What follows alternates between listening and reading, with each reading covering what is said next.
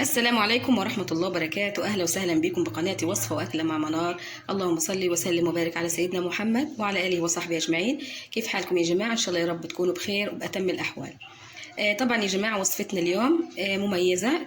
زي ما انتم شايفين أكيد انتم عرفتوا إيش الوصفة. طبعا في عندي فراولة، أكيد من الشكل يعني عرفتوا إيش هي الوصفة لهذا اليوم.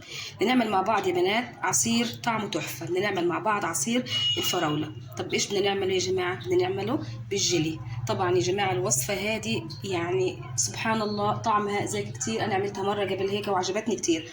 كتير بنروح على محلات العصائر وبنلاقي هيك طعم الفراولة عندهم مميز سبحان الله، وبنتساءل وبنقول إيش بحطوا عليها عشان تطلع بهذا الشكل.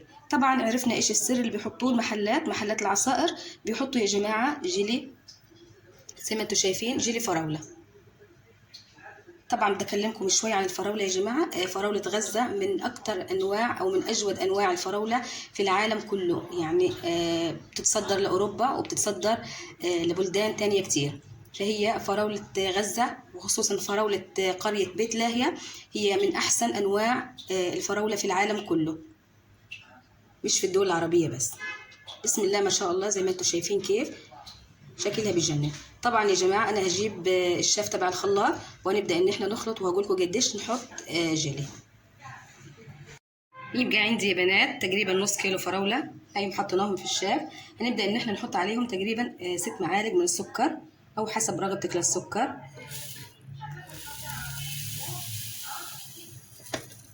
وكمان بنحط عليهم معلقتين كبار من الجيلي البودرة، جيلي بودرة. طبعا المكونات هذه يا جماعة بنحط عليها تقريبا لتر أو لتر إلا شوية من المي زي ما انتم شايفين يا جماعة، لتر كامل. شوفوا اللون كيف اتغير. عشان هيك يا جماعة المحلات العصير اللي بنشوفه في المحلات بكون لونه هيك أحمر غامق. احنا بنفكره صبغة أو بنفكر إنه الفراولة بتكون جودتها عالية، بس هم بيحطوا عليها جيلي. الجيلي بيكون طعمه حلو كتير يا جماعة، بديها طعم وكمان لون. هنبدأ إن احنا نخلط في الخلاط وإن شاء الله هرجع لكم.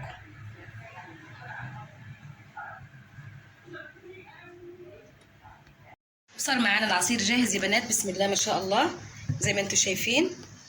عمل لي يعني قد الكمية اللي حطيتها تقريبا ونصها، يعني شوفوا كيف هيو هذا، وكمان اللي في الإزاز يعني تقريبا لتر ونص من اللتر اللي عملته أو من النص كيلو.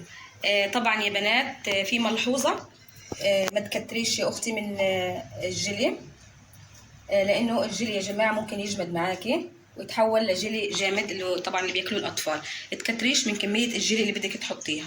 طبعا معلقتين من الجيلي لكل نص كيلو فراولة زي ما انتم شايفين يا خواتي. بسم الله ما شاء الله. بدنا نبدأ نصب مع بعض.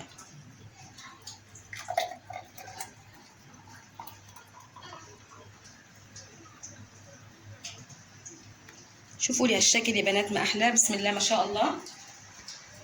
يا ريت تجربوها، تكتبوا لي في التعليقات واذا عجبتكم الوصفه. تنسينيش بالدعم والاشتراك بالقناه وتشير الفيديو. من وصفه واكله مع منار يوتيوب، وكمان وصفه واكله مع منار فيسبوك. والسلام عليكم ورحمه الله وبركاته.